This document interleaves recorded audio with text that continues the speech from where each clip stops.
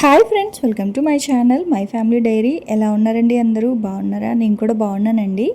So ఇవాళ వచ్చేసి నా ఎర్లీ మార్నింగ్ రొటీన్ మీతో షేర్ చేస్తాను. మార్నింగ్ రొటీన్స్ ఎక్కువ షేర్ చేయండి అక్క, ఈ మధ్య అస్సలు చేయట్లేదు అని కామెంట్స్ పెడుతూ ఉన్నారు కదా.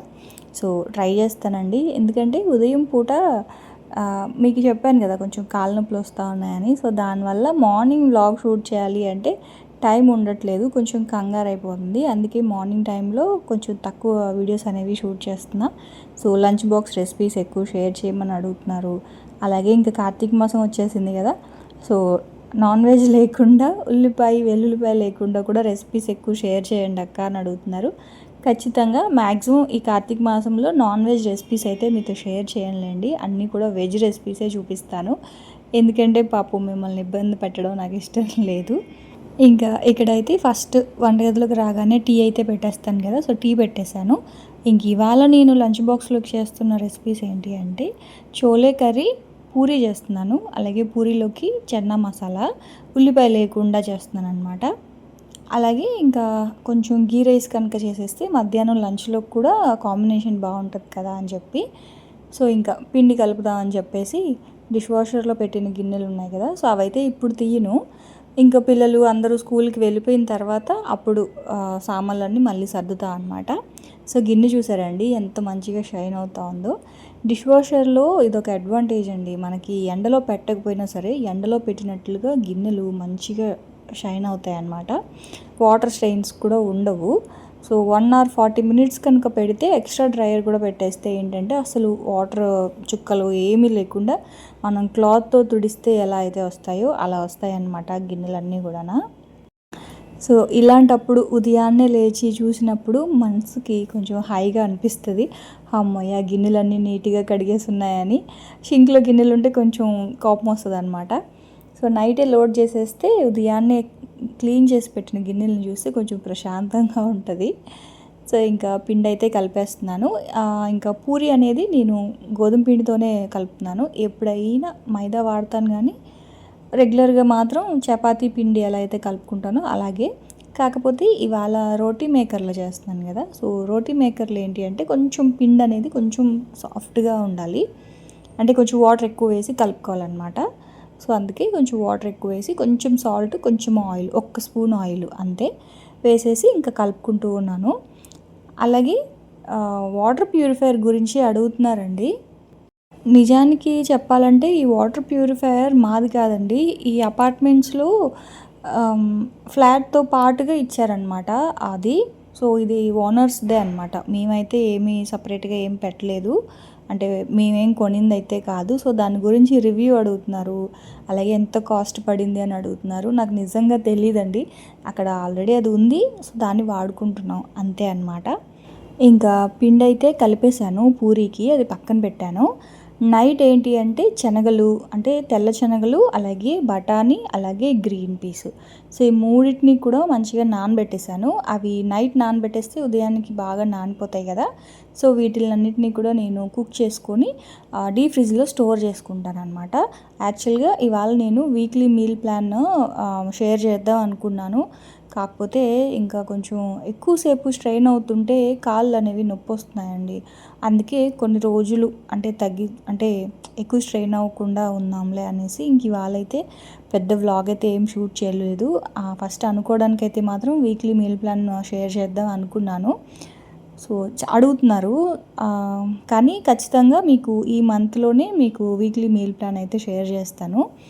సో అది ఫస్ట్ ఛానల్లోనో సెకండ్ ఛానల్లోనో అనేది అయితే చెప్పలేను. సో ఫస్ట్ ఇక్కడ ఏంటి అంటే ఇంకా టీ మరిగాయి కదా, ఇంకా మామయ్యకి మా వారికి ఇచ్చి నేను కూడా తాగేశాను. కుక్కర్లో ఏమో ఒక 2 విజిల్స్ పెట్టేశాను అనమాట శనగల్ని. సో ఆ శనగలు అన్నిటితోటి కర్రీ చేయను, కొన్ని తీసుకుంటాను, మిగతావి ఫ్రిడ్జ్లో స్టోర్ చేసుకుంటాను. ఆ తర్వాత ఇంకా గీ రైస్ కోసం అని చెప్పి ఫస్ట్ కడాయిలో అయితే ఒక 2 స్పూన్స్ నెయ్యి అయితే వేసుకున్నాను. ఒక 2 గ్లాసెస్ రైస్కి.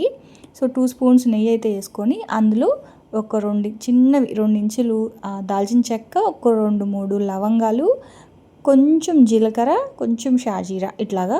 సో స్పైసెస్ అయితే వేసుకోవాలి. ఇంకా అంతకుమించి ఎక్స్ట్రా స్పైసెస్ అయితే ఏం వేయను. సో ఇది జీరా రైస్ అని కూడా అనుకోవచ్చు. మీకు జీలకర్ర ఫ్లేవర్ ఎక్కువ కావాలి అనుకుంటే నేనైతే 1/2 స్పూన్ వేసాను. మీరు కావాలి అనుకుంటే 1/2 స్పూన్ కూడా వేసుకోవచ్చు. సో సో ఇంకా అవి లవంగాలు, దాల్చిన చెక్క, షాజీరా కొంచెము, నార్మల్ జీలకర్ర కొంచెము అయితే వేసాను. ఒక పావు స్పూన్ జీలకర్ర వేసాను అంతే. కడిగి పెట్టుకున్న రైస్ ఉన్నాయి కదా, సో అవి వేసేసాను. ఇది నార్మల్ రైసే. సో బాస్మతి అనుకోండి, ఒక గ్లాస్ రైస్కి 1.5 గ్లాస్ వాటర్ వేయాలి. ఇవి రెగ్యులర్ ఇంట్లో వాడుకునే రైసే కాబట్టి ఒక గ్లాస్ రైస్కి 2 గ్లాసులు వాటర్ అయితే వేసేసి ఇంక ఇలా మూత పెట్టేశాను అనమాట.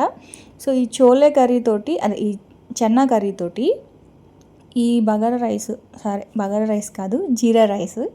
సో జీరా రైస్ బాగుంటుంది అనమాట. జీరా రైస్ అనే కాదు, ఏ ఫ్లేవర్డ్ రైస్ అయినా బాగుంటుంది. సో ఇంక ఇక్కడ ఏంటి అంటే ఇవాళ నేను ఉల్లిపాయ లేకుండా చేస్తున్నానండి.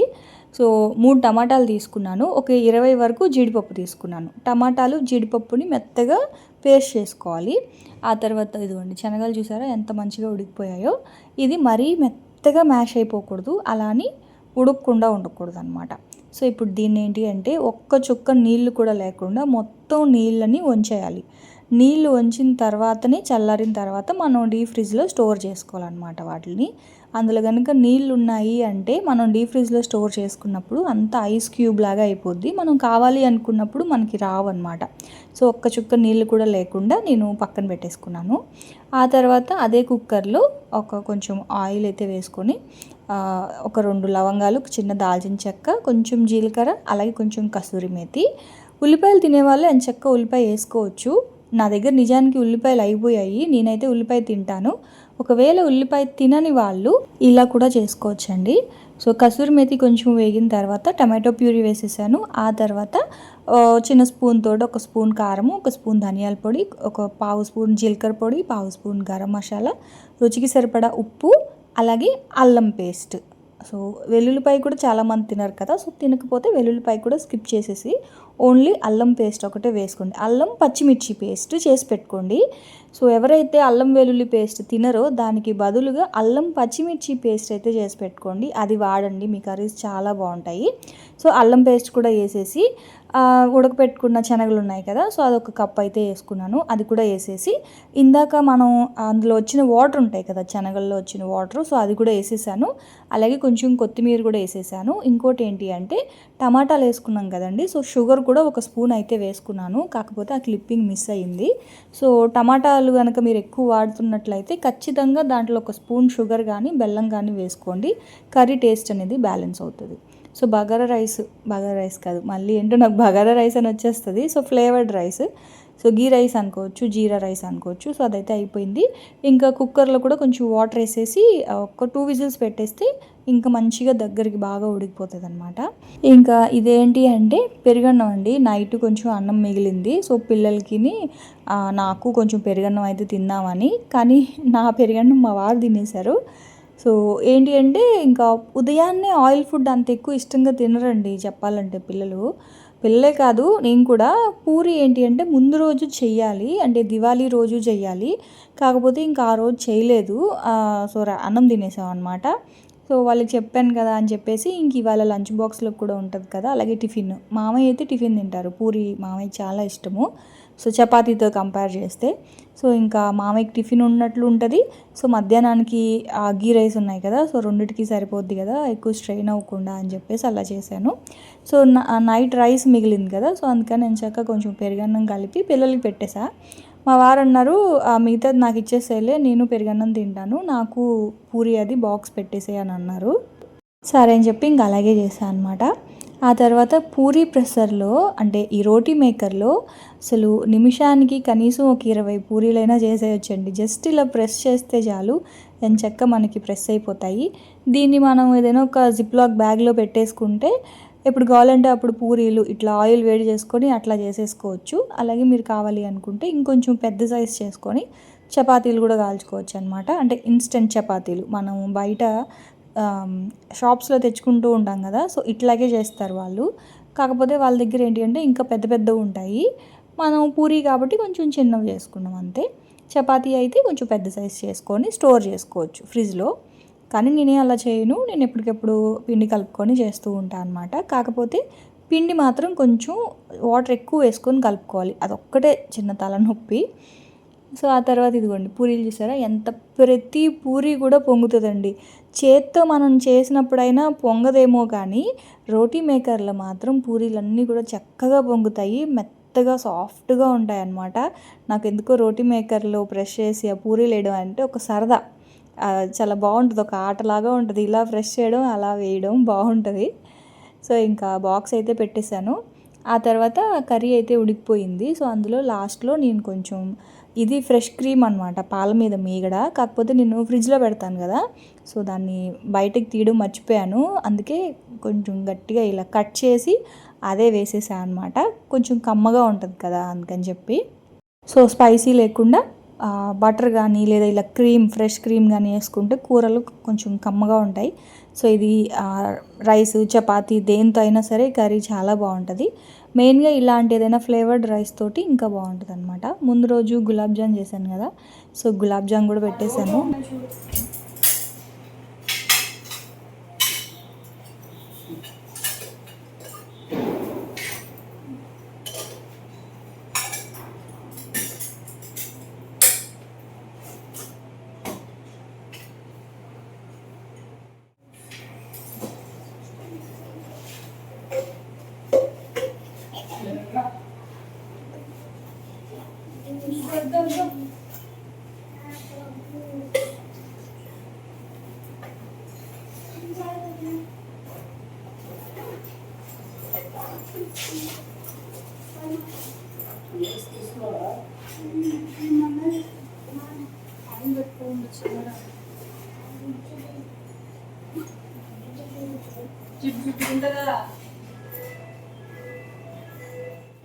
ఇంకా మా వాళ్ళైతే స్కూల్కి అయితే వెళ్ళారండి.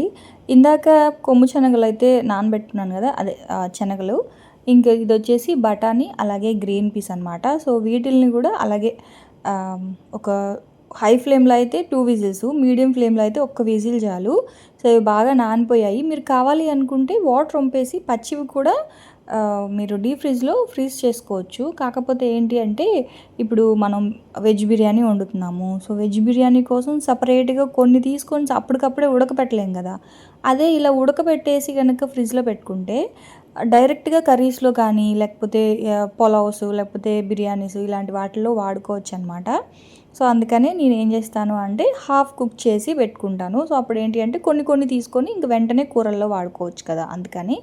ఎందుకంటే అవి చాలా గట్టిగా ఉంటాయండి. మనం డైరెక్ట్గా బిర్యానీలో వేస్తే ఉడకవు, అలాగే కూరలో వేసినా కూడా ఉడకవు.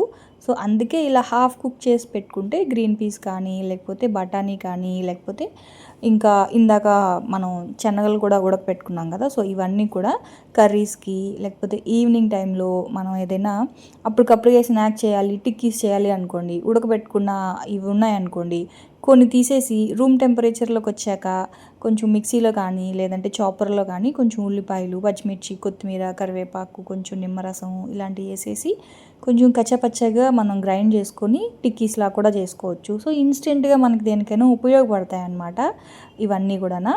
సో ఇంకా రాజ్మా, బొబ్బర్లు ఇలాంటివి కూడా నానబెట్టి నేను ఫ్రిడ్జ్లో అయితే స్టోర్ చేసుకుంటాను. నా దగ్గర ఆల్రెడీ అవి ఉన్నాయి అందుకే. ఆ తర్వాత ఇంకవైతే స్టవ్ మీద పెట్టేసి అంటే ముందు రోజు దివాళీ రోజు అవన్నీ దీపాలు అన్నీ వెలిగించాను కదా, సో అవన్నీ కూడా తీసేసి గుమ్మం అంతా తుడిచి ముగ్గు అయితే పెట్టేశాను. కాకపోతే ఇంకా వీడియో తీయలేదు, పవర్ పోయింది, ఇంకా అందుకే అనమాట. సో ఆ తర్వాత డెకరేషన్ చేసేటప్పుడు హ్యాపీగా ఉంటుంది, తీసేటప్పుడు బాధగా ఉంటుంది. పెద్ద డెకరేషన్ ఏం కాదులేండి, జస్ట్ అలా సింపుల్గా ఈ బంతిపూలు ఇవైతే పెట్టాను అంతే. అయినా కానీ పెట్టినప్పుడు ఎందుకో చేసేటప్పుడు ఒక ఎగ్జైట్మెంట్ ఉంటుంది, తీయాలి అంటే ఎక్కడో ఒక చిన్న బాధ ఉంటుంది కదా. సో ఇంకా ఈ ఉర్లీ బౌల్లో మాత్రం వాటర్ ఇలా ఒలిపేశారు మా వాళ్ళు. సో అవన్నీ ఇంకా అలా తీసేసి ఆ బౌల్ మాత్రం అలాగే ఉంచాను. అయితే ఇది ఏంటంటే ఇది అల్యూమినియం ఉర్లీ బౌల్స్ అండి, మీషోలో తీసుకున్నాను. ఇలాంటివి తీసుకోకండి, నేను అనవసరంగా ఆ రోజు తీసుకున్నాను. మన దగ్గర డబ్బులు ఉన్నప్పుడు ఇత్తడివి కొనుక్కోవడమే బెటర్ అనమాట. సో ఇత్తడి ఏంటి అంటే మనకి బాగుంటుంది, అంటే కలర్ చేంజ్ అవ్వదు, సో వాటర్ అలాగే ఉంటాయి. సో ఈ అల్యూమినియం ఏంటి అంటే రస్ట్ పట్టేస్తుంది అనమాట. సో ఒక 2 days ఉంచినా సరే కిందంతా రస్ట్ పట్టేసి ఆ వాటర్కి దానికి ఉన్న కలర్ అంతా వదిలేస్తుంది, అంత బాగాలేవు. సో ఎవరైనా తీసుకోవాలి అనుకుంటే డబ్బులు ఉన్నప్పుడు ఇత్తడిలోనే తీసుకోండి. మనకి లైట్ వెయిట్లో కావాలంటే లైట్ వెయిట్లో, హెవీ వెయిట్లో కావాలంటే హెవీ వెయిట్లో కూడా వస్తాయి కదా. సో అది అంటే ఇది పర్సనల్ ఎక్స్పీరియన్స్ అనమాట, అందుకే చెప్తున్నాను. ఆ తర్వాత ఇంక ఇల్లు అవన్నీ కూడా క్లీన్ చేసేసి బెడ్షీట్స్ అవి సర్దేశాను. ఇల్లు అయితే క్లీన్ చేసేసాను. అయితే ఇదండి దాదాపు 2 నెలల నుంచి అనుకుంటున్నాను బియ్యము మిల్లుకి పట్టించాలి అని. మామయ్య అన్నారు, ఇంక ఉదయాన్నే తెరిచి ఉంటారమ్మా నేను వెళ్తానులే అని చెప్పేసి పాపం ఉదయాన్నే వెళ్ళి నాకు పిండి పట్టించుకొచ్చారనమాట. బియ్యపు పిండి కనుకుంటే ఏంటి అంటే ఇడియాప్పం అని చెప్పి, లేకపోతే కొన్ని కొన్ని జంతికలు, పప్పు చెక్కలు ఇలాంటివి చేసుకోవచ్చు కదా. సో అందుకని చెప్పేసి ఇంకా పట్టించుకొచ్చారనమాట మొత్తానికి. ఆ తర్వాత ఇదిగోండి ఇవైతే ఎంచక్కా ఉడికిపోయాయి కదా. సో నీళ్ళన్నీ కూడా అసలు ఒక్క చుక్క కూడా నీళ్ళు ఉండకూడదు. నీళ్ళుంటే మనం ఫ్రిడ్జ్లో పెట్టుకున్నప్పుడు ఐస్ క్యూబ్ లాగా అయిపోతుంది. సో నీళ్ళు లేకుండా మనం స్టోర్ చేసుకోవాలన్నమాట. చెప్పాను కదా, యాక్చువల్గా వీక్లీ మీల్ ప్లాన్ చూపిద్దాం అనుకున్నాను, కాకపోతే ఇంకా కుదరలేదు. సో మీకు ఖచ్చితంగా ఈ మంత్లో మంచి వీక్లీ మీల్ ప్లాన్ అయితే మీతో షేర్ చేస్తాను. సో ఇంకా ఉడకబెట్టుకున్నటివన్నీ కూడా ఇలా బాక్సెస్లో పెట్టేసి ఫ్రిడ్జ్లో అయితే స్టోర్ చేసేసుకుంటాను, డీప్ ఫ్రిడ్జ్లో అనమాట. సో అదేనండి ఇంక ఇవాళ వ్లాగు. సో ఇక్కడ నుంచి నేనైతే మళ్ళీ రెస్ట్ తీసుకున్నాను, ఎక్కువ స్ట్రెయిన్ అవ్వాలనుకోవట్లేదు. సో రేపటి వ్లాగ్లో రేపు వ్లాగ్ అనేది మన ఫస్ట్ ఛానల్లో వస్తుంది. సో ఎవరైనా చూడాలి అనుకుంటే ఫస్ట్ ఛానల్కి వచ్చి చూసేసేయండి. ఇంకా ఎవరైనా సబ్స్క్రైబ్ చేసుకోకపోతే ప్లీజ్ అండి సబ్స్క్రైబ్ చేసుకోండి. అలాగే లైక్ చేసి హైప్ బటన్ కూడా ఉంటుంది, సో హైప్ ఇస్తారని అనుకుంటున్నాను. సో రేపటి వ్లాగ్లో మళ్ళీ కలుద్దాం, అప్పటి వరకు ఉంటాను. Bye friends, bye.